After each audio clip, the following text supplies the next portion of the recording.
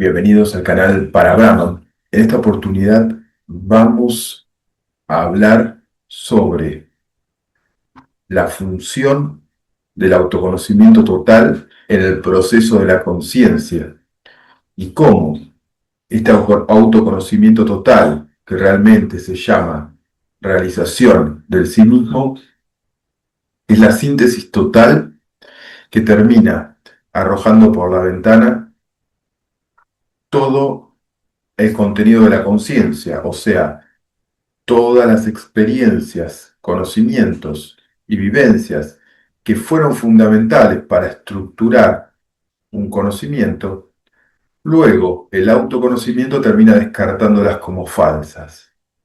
En esa contradicción que se genera entre el proceso acumulativo del conocimiento del yo ego, del yo fenomenológico, y esa destrucción de ese mismo conocimiento, esa destrucción superadora y creativa que trascienda el conocimiento, que es lo que llamamos autoconocimiento.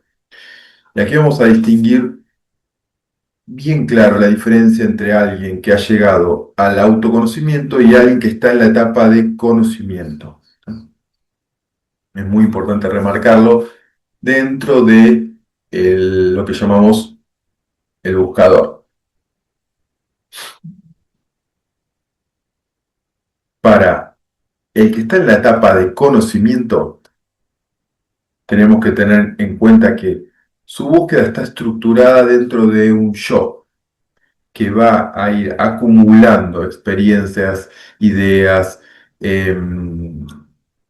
lecturas, va a participar de diferentes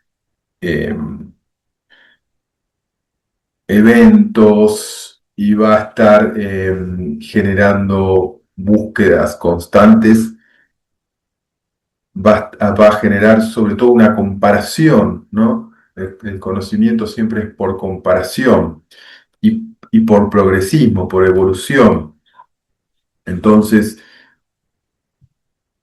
si bien el que está en un camino de conocimiento va a estar siempre con una cierta energía y demás, va a hacer lo que se llama una parábola, ¿no? Siempre empieza una emoción, una excitación, una fuerza, ¿no? De busca de conocimiento, y después viene una caída o una desilusión, ¿no? De ese conocimiento.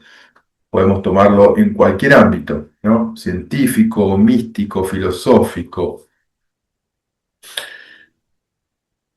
Podemos dar el ejemplo a cualquier nivel. Todo conocimiento en base es el mismo conocimiento, es el mismo patrón de conocimiento, que es acumulación, se llega a cierta instancia y después se cae. ¿Por qué?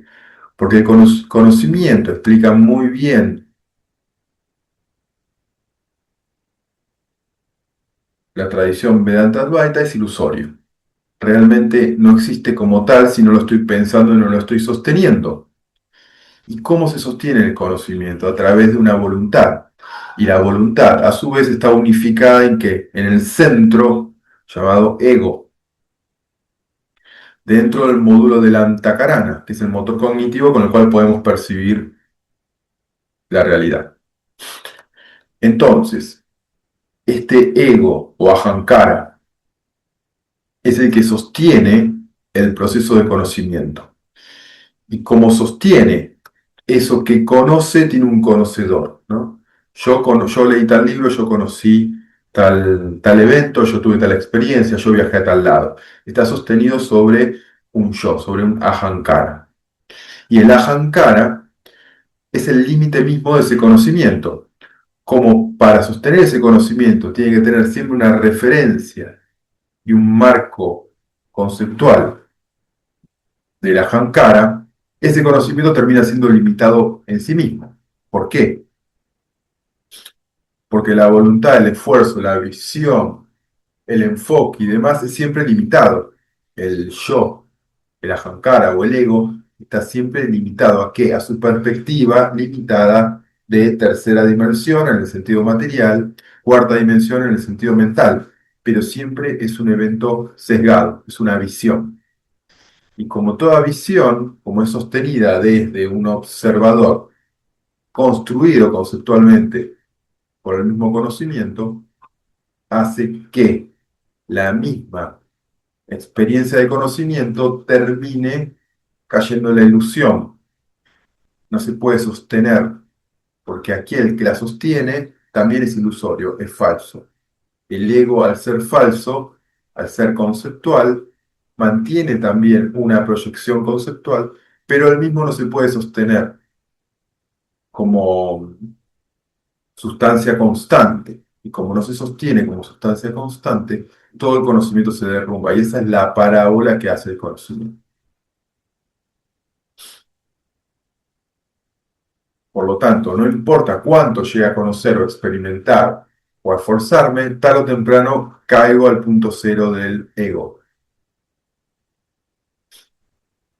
Luego el ego empieza a volver a juntar energía, a volver a juntar ánimo, esfuerzo y vuelve a crear una proyección de conocimiento y vuelve a caer. Y ese caer y levantarse, ese encontrar y perderse constante del ego, es el límite del yo. Ahora, el autoconocimiento, por otro lado, se basa en, primero, comprender el conocimiento, el afuera, pero después se da vuelta, cambia el vector y apunta hacia lo interno y empieza a mirar no al conocimiento externo, no a la proyección, no a la percepción, no a la fenomenología, no al objeto conceptual, no al mundo mayábico e ilusorio de los cinco elementos, sino que invierte el vector y empieza a mirar hacia lo interno. Mira al mismo observador, o sea, es el observador mirándose a sí mismo, volviendo hacia atrás. Es un espejo, el autoconocimiento. Y al verse a sí mismo, el conocedor, en el instante donde dice, espera, yo estoy mirando todas un montón de proyecciones e ideas que me di cuenta que son ilusorias, antes creía que eran reales, y ahora cuando empiezo, doy vuelta el foco de mi observación, cuando decimos observación hablamos de intelecto, de buddhi, de Vijnana Maya Koya, o sea, la capacidad de generar síntesis dialécticas, la capacidad de trascender al mismo conocimiento, y esa capacidad se invierte y empieza a mirar a quién está observando. Y en esa mirada de quién observa, va mirando como es eso, ese observador que yo creía que era fijo, constante, estable, es absolutamente lo contrario. A medida que lo observo, observo el cuerpo y me doy cuenta de la relatividad, la ilusión del cuerpo. Luego avanzo más y veo la mente y observo también cómo la mente es solo un flujo de pensamientos anárquicos, no hay nadie allí realmente. Luego avanzo, miro el cuerpo emocional, un sistema aún más automático, que hay reacciones constantes de la energía. Lo mismo con el cuerpo astral, lo mismo con el buddhi o el intelecto. También, eso que dirige o apunta también no tiene un sustento propio, sino que está articulado a mecanismos automáticos. Y ahí ya sigo observando y veo como más allá aún, empieza el campo de, podríamos decir, empieza el campo de la impersonalidad, de la multiplicidad, donde ya me doy cuenta que ese individuo fijo y estanco no era tal, no existía realmente, y empiezo a darme cuenta como en la apertura de la conciencia, llegando ya al cuerpo causal, trascendiendo Buddhi, accedo ya al cuerpo causal, donde el cuerpo causal ya no tiene límites definidos individuales, sino que ya empieza a percibirse la multiplicidad, la simultaneidad y la impersonalidad de la conciencia. Es una conciencia expandida del yo, donde ya hay yoes, en todo caso, más que un yo, donde el tiempo y espacio ya está completamente distorsionado, y sigo profundizando y me doy cuenta que hay algo todavía superior a cuerpo causal o quinta dimensión, que es el cero Atman, que es lo que unifica todo. Y más allá del cero Atman de quinta dimensión está la séptima, que es Brahman.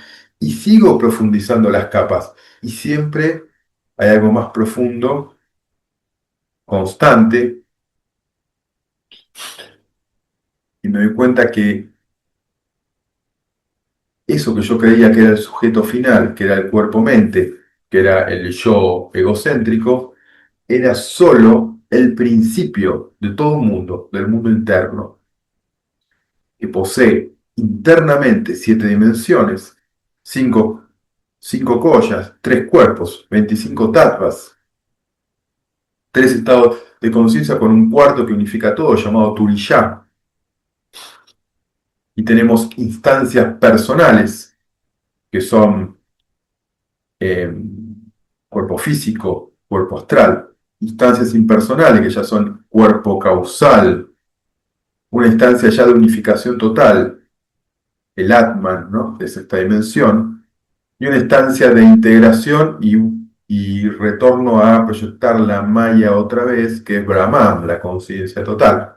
Y más allá de todo, cuando seguimos profundizando en las capas metafísicas, más allá de todo, más profundo aún, se encuentra ya lo que realmente no se puede definir, el absoluto. El absoluto es lo que todo contiene, pero nada puede contenerlo. Es el infinito de infinitos, la eternidad de eternidades, ¿no? Ese absoluto es el no conocimiento eterno, y esa es nuestra real naturaleza. Y todas estas capas o etapas internas son las que vamos a ir descubriendo a medida que avanzamos en el autoconocimiento.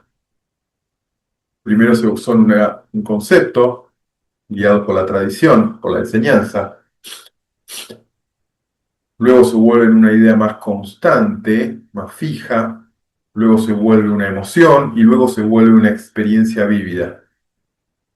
Cuando hablamos de experiencia, autoconocimiento interno, lo podemos llamar también samadhi, porque es una integración, o lo podemos llamar a-experiencia, porque es una experiencia trascendental, que no está atada a lo que nombramos recién, al conocimiento, a la parábola del conocimiento que está atrapado en sí mismo.